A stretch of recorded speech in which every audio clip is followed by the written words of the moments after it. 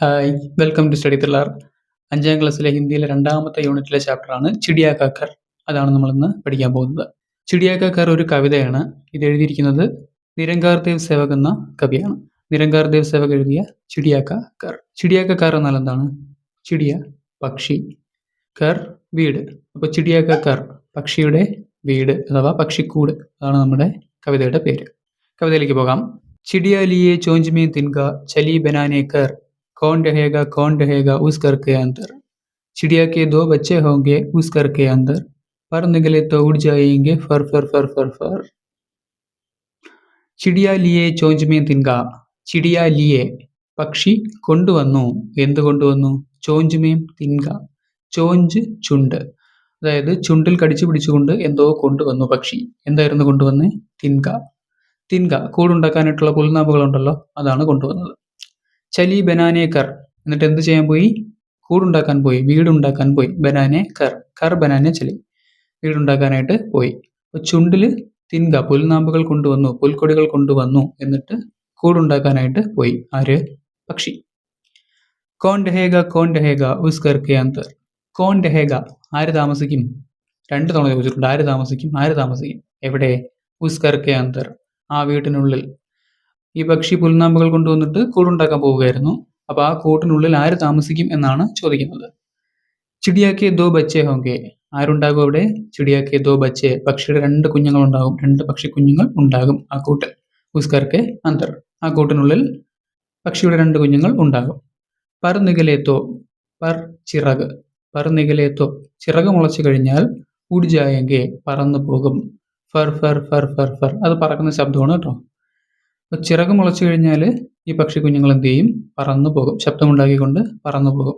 അതുവരെ അവർ ഈ കൂട്ടിനുള്ളിൽ താമസിക്കും. ഇത്രയുമാണ് കവിത. ഇത്രയേ ഉള്ളൂ, ചെറിയ കവിതയാണ്. ഇനി ഇതിൽ കുറച്ച് ആക്ടിവിറ്റീസ് ഉണ്ടോ? ഒരു പക്ഷി ചുള്ളിക്കമ്പം കൊണ്ട് പോകുന്നു. പടം നോക്കിയിട്ട് അത് എന്തൊക്കെയാണെന്ന് എഴുതാനാണ്. ആദ്യം ആരോ കൊടുത്തേക്കുന്നത് എന്തിനാണ്? പക്ഷിയുടെ ചുണ്ടല്ലേ, അപ്പോൾ അവിടെ എന്തെഴുതണം? ചോഞ്ച്. രണ്ടാമത്തേത് തിൻക. ചിടിയാക്കി ചോഞ്ച് മേ ക്യാ ഹെ, ചിടിയുടെ ചുണ്ടിൽ എന്താണ്? എന്താ കൊത്തിക്കൊണ്ട് പോകുന്നത്? തിൻക. അപ്പോൾ അതിൻ്റെ ആൻസർ അങ്ങനെ എഴുതും. ചിടിയാക്കി ചോഞ്ച് മേ ക്യാ ഹെ എന്നുള്ളിടത്ത് ക്യാ മാറ്റിയിട്ട് തിൻക എന്നാക്കിയാൽ മതി. ചിടിയാക്കി ചോഞ്ച് മേ തിൻക ഹെ. 1 വേർഡ് മാത്രം എഴുതിയാൽ മതിയെങ്കിൽ തിൻക എന്ന് എഴുതിയാലും മതി, കുഴപ്പമില്ല. രണ്ടാമത്തെ ക്വസ്റ്റ്യൻ നോക്കി, പതിശാനെ മുറൽ ഗെയിം. പടം നോക്കിയിട്ട് അതനുസരിച്ച് ആ കൊടുത്തിരിക്കുന്ന സെൻറ്റൻസുകൾ മാച്ച് ചെയ്യിക്കാനാണ്. കർക്കെ അന്തർ ചിടിയാക്കി ബച്ചേ ഹെ, വീട്ടിനുള്ളിൽ, അതായത് പക്ഷിയുടെ കൂട്ടിനുള്ളിൽ ചിടിയാക്കി ബച്ചേ ഹെ, പക്ഷി കുഞ്ഞുങ്ങളുണ്ട്. അത് ഏത് പടവാ? പടം നോക്കിയേ. കൂട്ടിനുള്ളിൽ പക്ഷി കുഞ്ഞുങ്ങൾ ഇരിക്കുന്നത് 3ാമത്തെ ചിത്രത്തിലല്ലേ, അപ്പോൾ അതിൻ്റെ നേരെ എഴുതുക കർക്കെ അന്തർ ചിടിയാക്കി ബച്ചേ ഹെ. ഇനി രണ്ടാമത്തെ സെൻറ്റൻസ് നോക്കിയേ. ചിടിയ തിൻകോം സെ കർ ബനാത്തി ഹെ, പക്ഷി പുൽനാമ്പുകൾ കൊണ്ട് കൂടുണ്ടാക്കുന്നു. അതേത് പടമാണ്? 1ാമത്തെ പടമാണല്ലേ. കണ്ട പുൽനാമ്പുകളൊക്കെ എടുത്തുകൊണ്ട് വരുന്നതാണ് പടത്തിൽ കാണിച്ചിരിക്കുന്നത്. അപ്പോൾ 1ാമത്തെ പടത്തിന് നേരെ ചിടിയ തിൻകോം സെ കർ ബനാത്തി ഹെ എന്ന് എഴുതുക. അടുത്ത 3ാമത്തെ സെൻറ്റൻസ് ആണ് ചിടിയാക്കെ ബച്ചെ ഉഡ് ജാത്തെ ഹെ, പക്ഷി കുഞ്ഞുങ്ങൾ പറന്നു പോകുന്നു. 2ാമത്തെ ചിത്രം. അടുത്ത ആക്ടിവിറ്റി പതിശാനെ മുർ താലിക വരെ. പടത്തിൽ കൊടുത്തിരിക്കുന്നത് നോക്കിയിട്ട് ടേബിൾ ഫില്ല് ചെയ്യാനാണ്. കർക്കെ അന്തർ കോൺ ഹെ, വീടിനുള്ളിൽ ആരാണ്? പടത്തിൽ നോക്കിയാൽ നമുക്ക് അറിയാൻ പറ്റും. വീടിനുള്ളിൽ ഒരു ബോയ് നിൽക്കുന്നുണ്ട്, ഒരു ലഡ്ക നിൽക്കുന്നുണ്ട്. ആൻസർ അതിനകത്ത് എഴുതിയിട്ടുണ്ട് കർക്കെ അന്തർ ലഡ്ക ഹെ. അപ്പോൾ ഇതേപോലെ കോൺ കഹാം ക്യാ എന്നൊക്കെ പറഞ്ഞിട്ട് ആര്, എന്ത്, എവിടെ എന്നൊക്കെ ഉള്ള രീതിയിൽ ക്വസ്റ്റ്യൻസ് ചോദിച്ചിട്ടുണ്ട്. ആ ക്വസ്റ്റ്യൻ വേർഡ്സ് മാറ്റിയിട്ട് അവിടെ ആൻസർ കൊടുക്കുക, അത്രയേ ഉള്ളൂ. ബാക്കി സെൻറ്റൻസ് ഒക്കെ അതുപോലെ എഴുതുക. കർക്കെ അന്തർ കോൺ ഹെ, വീട്ടിനുള്ളിൽ ആരാണ്? ആര് എന്നുള്ള കോൺ മാറ്റിയിട്ടാണ് ഇവിടെ ലഡ്ക ചേർത്തിരിക്കുന്നത്. വേറെ ഒരു മാറ്റവും വന്നിട്ടില്ല.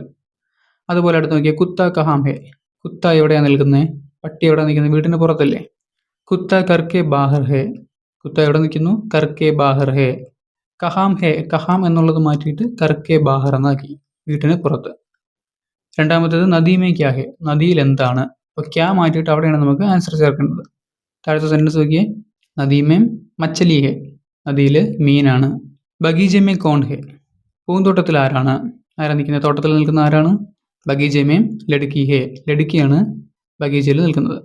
ചിടിയ കഹാം ഹെ, പക്ഷി എവിടെയാണ്? പടത്തിൽ നോക്കിയേ, പക്ഷി മരത്തിലിരിക്കുകയല്ലേ. അപ്പോൾ സെൻറ്റൻസ് നോക്കിയേ. ചിടിയ കഹാം ഹെ, ചിടിയ പേഡ് പെർ ഹെ, ചിടിയ മരത്തിലാണ്, മരത്തിന് മുകളിലാണ്. പൗദേമേ ക്യാ ഹെ, ചെടികളിൽ എന്താണ്? പൗദേമേ ഫൂൽ ഹെ, പൂക്കൾ പിടിച്ചിരിക്കുകയാണ് ചെടികൾ. ഇത്രയുമാണ് ഇതിലെ ആക്ടിവിറ്റീസ്. സോ ചിടിയ കാ ഘർ എന്നുള്ള കവിതയും അതിലെ ആക്ടിവിറ്റീസും കഴിഞ്ഞു. അടുത്ത ചാപ്റ്ററുമായിട്ട് അടുത്ത ക്ലാസ്സിൽ കാണാം.